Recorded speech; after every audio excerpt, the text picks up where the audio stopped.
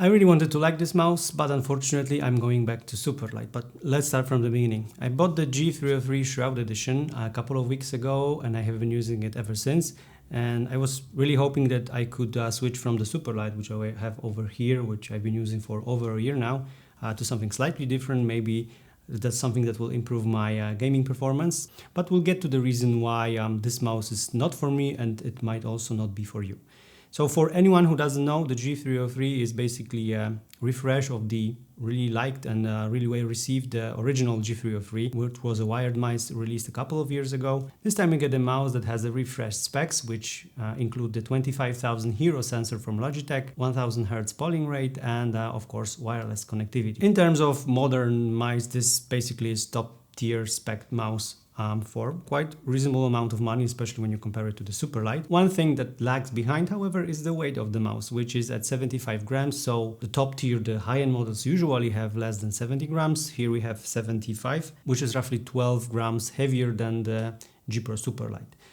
Is the difference in weight that noticeable? Well, not really, but if you have been playing like the Superlight mice, and I mean the Superlight, but I also mean the Viper V2 Pro or any other mouse that is below 70 grams, you will notice the slight difference in weight. It shouldn't impact your performance too much, and it definitely will not make you fatigue more because of using the lighter mice, but it's something worth considering. One thing that I think is a plus when it comes to the bigger weight is also the bigger battery time. I think most of the weight in this mouse comes from a bigger battery, which allows you to play for around 150 hours continuously. And it's really hard to measure the time the mice stays on, but I have no idea. I don't remember when was the last time I plugged it in. So I think this is a good indicator that, yep, the mouse performs really well. And if you are afraid that using wireless mouse is a pain in the butt to charge all the time, there are mice out there that can break 100 hours game time, and really this is enough. You won't remember when was the last time you charged it, and you can charge it overnight and just forget about charging it for another couple of weeks, which is great. Also, I really like the fact that the new version comes with wireless connectivity. I really think that the wireless mice right now are really performing well, and there is no reason to use the wired mouse unless you want to have like 4000 Hz polling rate. Then sure, the wireless connectivity right now does not really allow to use 4000 Hz polling rate, but for mainstream mice, which, well, this is a mainstream mouse, 1000 Hz is enough, and the wireless here is flawless. I had absolutely no issues using this. No severed connections, no lags, nothing that would disrupt my gameplay. So I think for any skeptic, this is the good time to do it. If you still haven't done it, just consider this. 145 hours battery time and wireless connectivity. It's great. I mean, if you try it once, you probably never come back to wired connectivity for your mouse. One thing I'm not a big fan of are the stock gliders. They look almost exactly the same as with the G Pro Superlight, and they kind of look thin. They're not as good and don't perform as well as the aftermarket pads like the Core pads or Tiger Skates, whatever you choose, which I have, for example, on my Superlight. Those are, in my opinion, much more reliable, and the PTA fee is much better, and the gliding experience is also much better, at least for me. So if you pick this up, I suggest replacing the gliders like whenever you have the chance, whenever you have the money to do it, because your experience should be much better. Plus, it really seems that the gliders here are really thin because they're not really like the white color that you can see over here. You can compare it right now. On the G Pro Superlight, the aftermarket slide gliders are much more wider, which suggests that the PTA fee is either thicker or more pure. And this here is like this blue white color, which, well, suggests that either they're very thin and they will wear out really quickly, or they're just not that good quality. So not a big fan of that. When it comes to the clicks are great.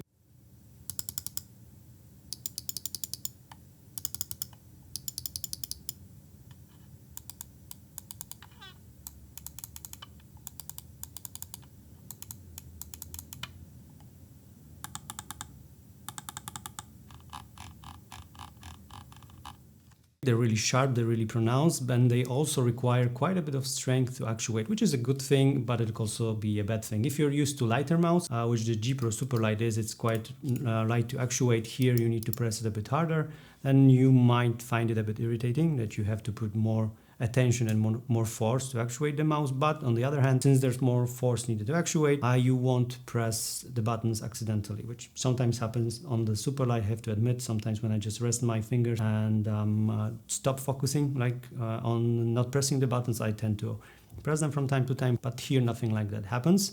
So the clicks are sharp, they're really pronounced, you can really feel them.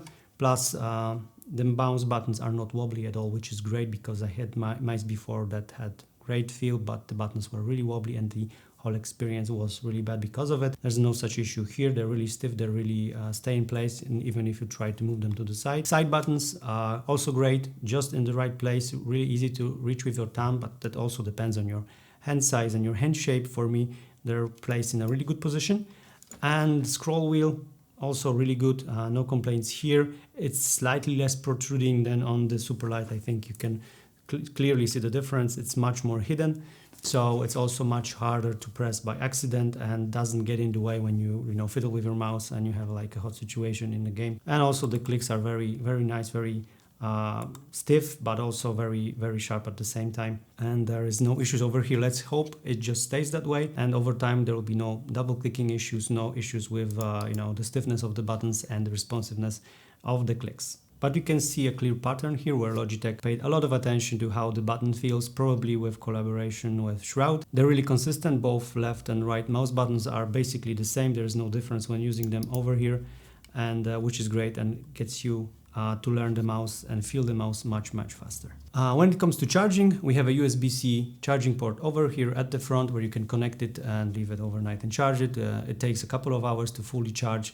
Not a big deal, but it's great that Logitech decided to use the USB-C here, because even with the Superlight we still have the classic mini USB, which is a bit irritating because USB-C cables are much more common. Even with my keyboard, I have USB-C cable, which I can just use it to charge the mouse whenever I'm not using the keyboard. When I turn off my PC, the power delivery is still there, so this mouse can charge overnight and it's ready for me in the morning when I want to edit or play or do whatever I want. So I've been mostly praising the mouse right now, and you might be wondering where's the issue, and you've probably figured it out already as well. It's the shape. The mouse is really wide and feels really boxy in my hand, and it's a feeling I'm not really fond of. I'm more used to the shape of the Superlight. It feels much more comfortable and much more natural in my hand than the G303 does. Also, the G303 is much wider in its widest point than the G Pro Superlight. The buttons are a bit maybe too stiff for me. I really like the almost instant actuation of the G Pro Superlight whenever I just press the button here. Like I said, you need a bit more attention to press it and a bit more force. The main reason is the shape. Also, the length of the mouse. The mouse leans down and back quite aggressively. You can see it in the back, while it's higher and gives you much more support on the back of your hand while you're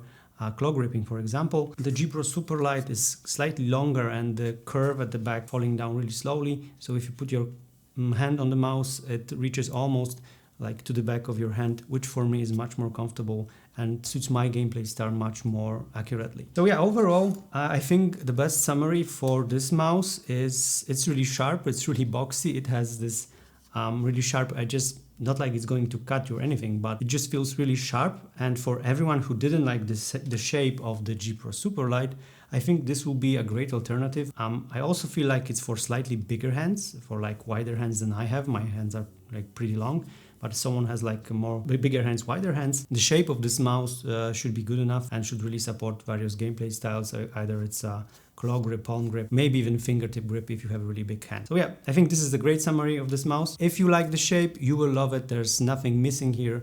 The clicks are here, the performance is here, the wireless connectivity is here. Just give it a try. If you can, go to a shop and play with it. If you like the size, if you like the shape, then this mouse is definitely going to perform really well for you. And that's it for today. I hope you enjoyed. If you did, consider liking the video and subscribing to the channel for more content like this. I'm Laser. Thank you very much for watching, and I'll see you soon.